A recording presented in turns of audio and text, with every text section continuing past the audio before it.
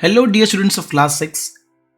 सो आज हम पढ़ने वाले हैं unit 1 of semester 2 many kinds of arts. मतलब कई तरह की आर्ट्स होती है लोगों में। आर्ट्स मतलब कला। चलिए देखते हैं एक्टिविटी 1 के थ्रू क्या कहना चाहता है ये lesson. So this unit is about art, totally art. जो आर्टिस्ट लोग होते हैं ना किसी भी फील्ड में, उनके बारे में। तो चलिए इस मजेदार चैप्टर को शुरुआत करते हैं। This picture is a famous art print by Courier and Eves, first printed in 1872. What?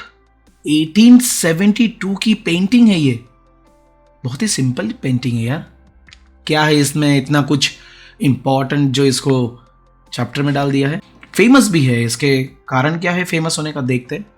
List all the things you see that you can name in English. Okay, I can see a fox, few birds and anything else. बच्चों आप देख सकते हो क्या? How many words did you list? So आपको नाम लिखने हैं और कितने वर्ड्स है। एक्चुअली मैं इसकी स्टोरी में आपको बताना चाहता हूँ। ये एक क्या पजल्ड काइंड ऑफ पेंटिंग है जिसमें बहुत सारे फोटोग्राफ, ह्यूमन के फेसेस है, एनिमल्स के फेसेस है जो हमको दिखाई नहीं दे रहे हैं, जो आपको देखकर ढूंढ कर निकालना है। सो मैं आपको बताना चाहूँगा इस चैप्टर के अंदर नियरली 16 वर्ड्स है या 16 अलग अलग एनिमल्स, ह्यूमंस, बर्ड्स के नेम्स हैं, थिंग्स के नेम्स हैं जो इस पिक्चर के अंदर है। मैं आपको बताना चाहूँगा इसके अंदर horse, lamb, wild boar, men's and women's faces है।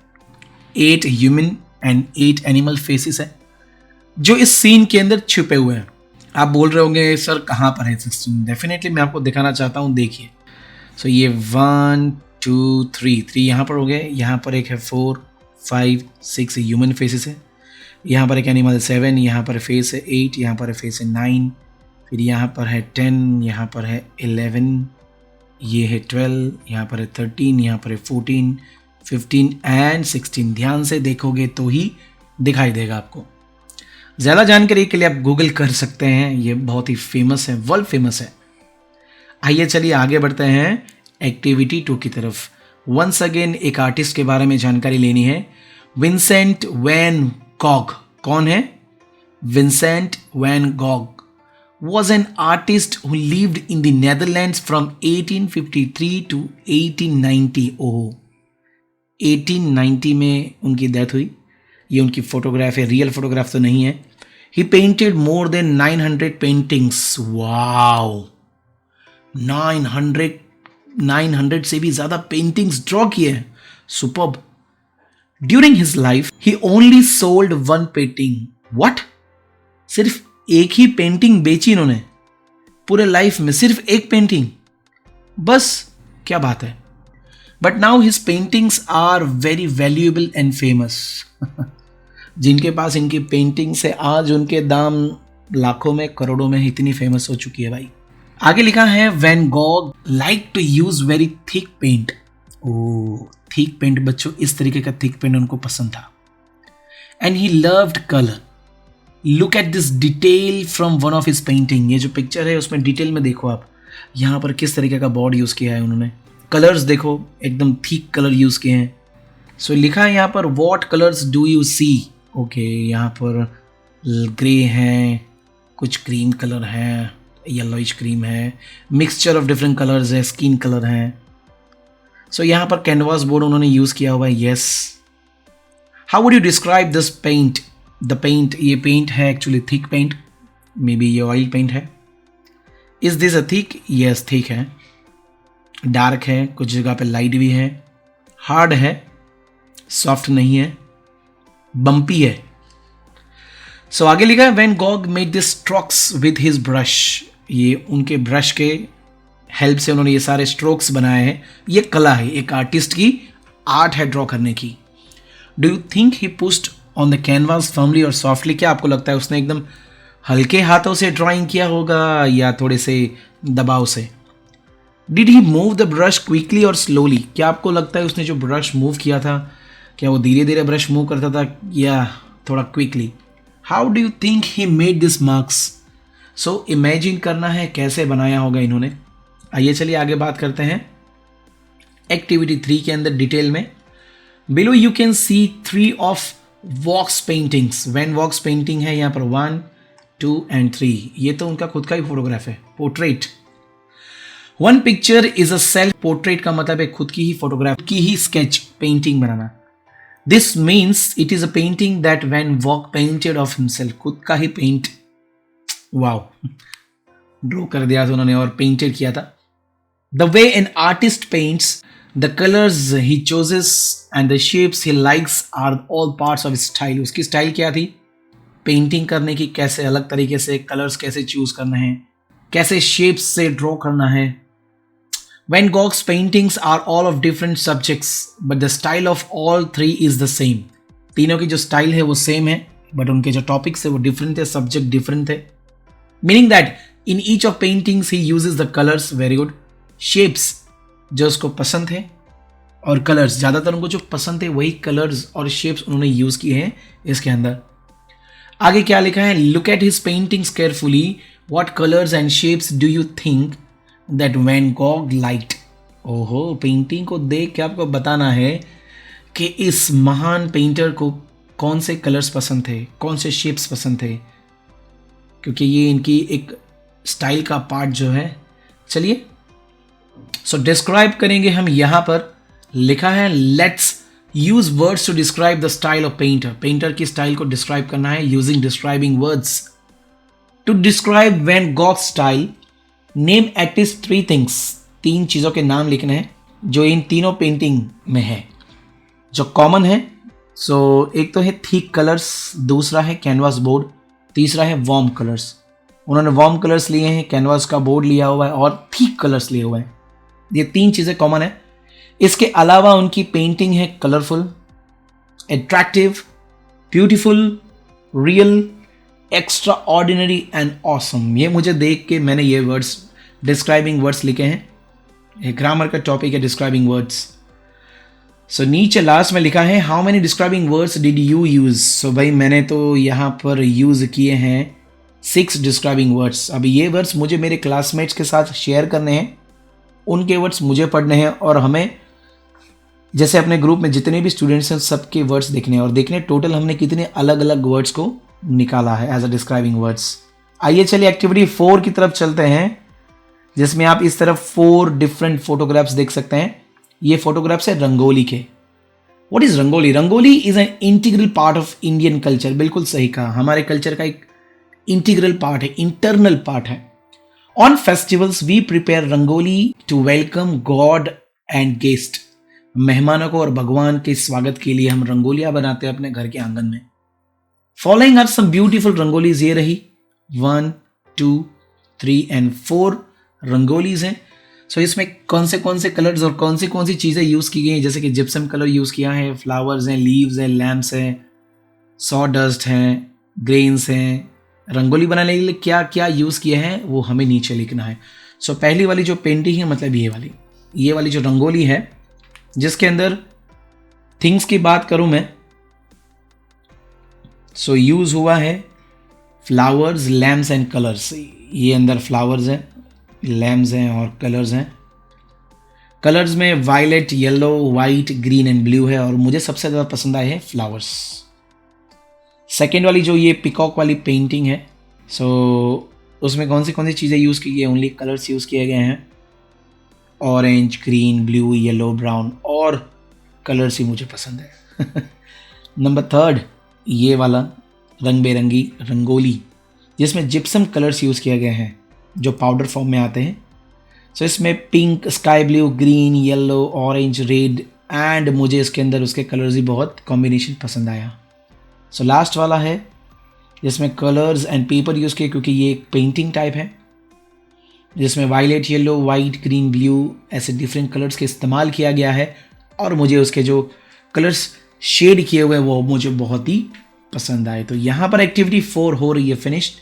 चलिए आगे बढ़ते हैं। सो क्या डिस्कशन करना है? Discuss in group and conclude 5 essential qualities and skills to become a good rangoli artist.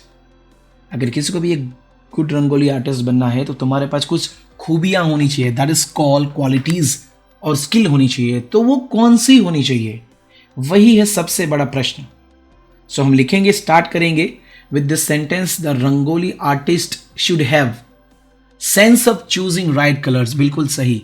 सही कलर्स सिलेक्ट करने की स्किल होनी चाहिए, क्वालिटी होनी चाहिए. दूसरी जो क्वालिटी है, he should have good drawing skill. Drawing तो करना आना चाहिए ना भाई. ड्राइंग करेगा तो बाद में कलर करेगा. He should know how to make colour combination. Yes, जब हम कलर का कॉम्बिनेशन करते हैं, कौन सा कलर किसके साइड लगेगा, सूट होगा, नहीं शूट होगा, क्या होगा, वो भी एक स्किल है. He should know how to spray colours with hand. जो हाथों से आर्टिस्ट कलर स्प्रे करते हैं उसकी भी नॉलेज होना ज़रूरी है, प्रैक्टिस होना ज़रूरी है. He should have patience. और हाँ, ये रंगोली बनाने में कई बार रात दिन निकल जाते हैं, तो पेशेंस होना ज़रूरी है. कई बार बिगड़ भी जाती है, दोबारा 3 4 5 कई बार बनाना पड़ता है. सो हो गया कंप्लीट ये वाला भी एक्टिविटी. चलिए आगे चलते हैं एक्टिविटी 5 की तरफ. Here are quotes. कोट्स मतलब वो नहीं बोलते, सेइंग्स बोलते हैं, कहावत. कुछ फेमस पीपल ने कलर्स के बारे में लिखा हुआ. ये कोट्स बहुत ही इंटरेस्टिंग है, बट पीपल ने उनको एक्सप्लेन नहीं किया कि इसका मतलब क्या है. सो डिक्शनरी का यूज़ करो, अपने इंटरेस्ट के हिसाब से इनके मीनिंग्स जानने की कोशिश करो, इंटरनेट से या किसी और की हेल्प लेकर. सो पहला वाला जो आप देख सकते हैं यहाँ पर, जिसमें लिखा है colours are the smiles of nature. Leigh Hunt ने लिखा है. बिल्कुल सही लिखा है. अगर आप कोई जंगल में या गार्डन में जाओ, आपको कलर्स ही कलर्स दिखेंगे. उनको देखकर आपको लगेगा कि ये गार्डन या तो ये जंगल कितना हंस रहा है, मतलब स्माइल कर रहा है. अगर उनके सारे कलर्स फेड हो जाए तो वो कैसा दिखेगा, सैड. नंबर 2 की बात करूं, कलर्स स्पीक ऑल लैंग्वेजेस. बिल्कुल सही कहा है. जोसेफ एडिशन ने कहा है. पेंटिंग को देखो, कलर्स को देखो, आप खुद ही समझ जाओगे वो क्या कहना चाहता है. हमें किसी भाषा की ज़रूरत नहीं है. Number 3, I prefer living in colour. Colour के अलावा कौन रहना पसंद करेगा दोस्तों, कोई नहीं. ब्लैक एंड वाइट लाइफ कौन जीना चाहता है आजकल. Everybody want colourful life, right. ओहो, न्यू वर्ड. कौन सा new word. Do you see the word colour. हाँ, ये रहा कलर और ये रहा. इसमें फ़र्क क्या है भाई. Oh, there is a major difference of you. अरे हाँ यार, यहाँ तो यू ही नहीं है और इस दोनों में यू है. सो क्यों ऐसा, मैं आपको बताता हूँ. एक्चुअली पूरी दुनिया में 2 तरीके की इंग्लिश बोली जाती है. एक तो यूके बेस्ड, जिसे यूरोपियन इंग्लिश कहते हैं, जो हम लोग यूज़ करते हैं इंडिया में. और दूसरी है यूएसए, मतलब यूएस लैंग्वेज, इंग्लिश लैंग्वेज, जिसमें यू इस्तेमाल नहीं होता है. सो मोस्टली इंडियन राइटिंग में आपको यू देखने को मिलेगा. जैसे आप फेवरेट के वर्ड में, नेबरर के वर्ड में ओ ज़रूर मिलेगा. वेयर एल्स इन यूएस आपको यू नहीं मिलेगा, but spelling will be same and the pronunciation will be same. अच्छी जानकारी है ना, याद रखना. चलिए क्या लिखा है.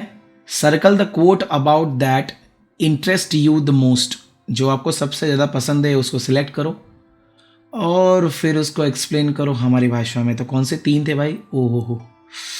सो मैं पसंद करना चाहता हूँ नंबर 2 वाला, colours speak all languages.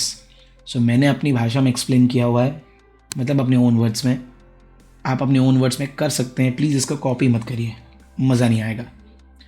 We understand someone's feeling from the colours use in the painting और ए रंगोली. बिल्कुल सही कहा है. पेंटिंग और रंगोली में जो कलर्स है उससे ही हम उसकी फीलिंग को समझ लेते हैं, दुखी है या बहुत ही हैप्पी है. When we visit any gallery to see some paintings or rangoli, we just understand the message of that paintings or rangolis. We need not need explanation. बिल्कुल सही कहा है. कलर्स को देखकर हमें एक्सप्लेनेशन की ज़रूरत नहीं पड़ती, खुद ही समझने लगते हैं. बिल्कुल सही कहा है. एक्टिविटी 6, आज के लेक्चर की लास्ट एक्टिविटी 6. दूसरी एक्टिविटीज दूसरे लेक्चर में. Make up a quote about colours और another idea of your own. ओहो, सो मैं अब अपना खुद का कोट लिखूं और नाइसली उसको यहाँ पर छापूं. चलिए. Colours make life alive. बिल्कुल सही लिखा है मैंने. कलर्स हमारी लाइफ को कैसे बना देते हैं, अलाइव, जिंदा. विदाउट कलर्स तो हमारी लाइफ जैसे नरक की जैसे ही है. सो क्या लिखा है नीचे, read the quotes of your classmates, which new quote did you like the best? आपके क्लासमेट के कोट्स को पढ़ो, फिर उसमें से आपको कौन सा पसंद है वो लिखो। तो मैंने तो अभी मेरे पास तो कोई क्लासमेट सही नहीं, तो भी मैं आपके लिए एक यहाँ पर लिख रहा हूँ बनाकर खुद ही। Colours are beauty of nature, colours are beauty of nature. और नाम तो देखो किसका लिखा है मैंने, जेठालाल। मस्ती कर रहा हूँ, जेठालाल मैंने ऐसे ही लिखा है। बट हाँ, जब आप लोग स्कूल में ये पढ़ाई करो या घर पे कई जगह पर भी, तो प्लीज़ अपने दोस्तों के जो कोट्स हैं उसका और आपका कंपेयर करना ज़रूर, और फिर सोचना चला कि यार मेरा वाला अच्छा है क्या उसका वाला। So did you prefer your own और क्लासमेट्स कोट्स? क्या आपको लगता है कि आपका खुद का वाला अच्छा है कि किसी और का, मतलब क्लासमेट का? सो भाई मुझे तो मेरा ओन का कोट पसंद आया है दिस टाइम, और मेरा कोट है colours make life alive. So good bye कहने का टाइम आ चुका है। ओह, सो जाने से पहले लाइक कर दो भाई वीडियो को, थोड़ा शेयर कर दो अपने दोस्तों के साथ, क्लासमेट्स के साथ, और हमारी चैनल को सब्सक्राइब करो और बेल आइकन को प्रेस कर दो ताकि न्यू अपडेट्स आपको फटाफट मिल जाए। So till then bye, good day, bye bye.